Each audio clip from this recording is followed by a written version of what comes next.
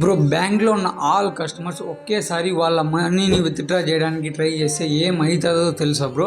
నేను చెప్తా విను. యాక్చువల్గా బ్యాంక్స్ ఎట్లా రన్ అయితే అంటే, ఇప్పుడు కస్టమర్ అమౌంట్ని డిపాజిట్ చేస్తేనే వాళ్ళు 20% ఆఫ్ ద అమౌంట్ని వాళ్ళ పక్క ఉంచుకుంటారనమాట. అంటే ఒక ₹1,00,000 డిపాజిట్ చేస్తే 20,000 వాళ్ళ పక్కన పెట్టుకుంటారు. మిగిలిన 80% ఆఫ్ ద మనీని లోన్స్ ఇచ్చేస్తారు. అంటే 80,000ని వేరే వాళ్ళకి ఎవరికైనా లోన్స్ ఇచ్చేస్తారు.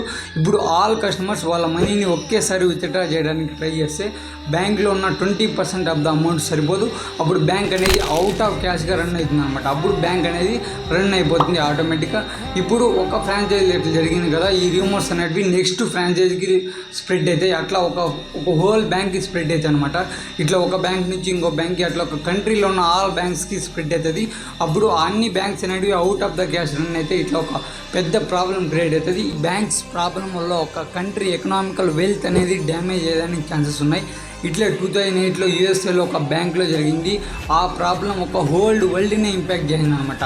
ఇట్లాంటి ప్రాబ్లమ్స్ వస్తే 2 వేస్లో సాల్వ్ చేస్తారు. ఒకటి, అన్ని బ్యాంక్స్ కలిపి ఒక పెద్ద బ్యాంక్ ఉంటుంది. మన ఇండియాలో ఒక ఆర్బీఐ ఉండలేదా, ఆర్బీఐ ఉండలేదా అట్లా బ్యాంకు, అప్పుడు అమౌంట్ అనేది బ్యాకప్ చేస్తుంది.